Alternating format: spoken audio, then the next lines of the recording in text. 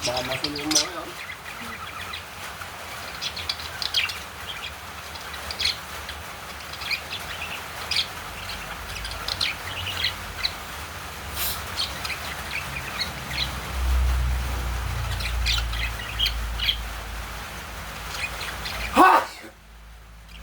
Kapalanan naman, bird shit, sabi ako dito.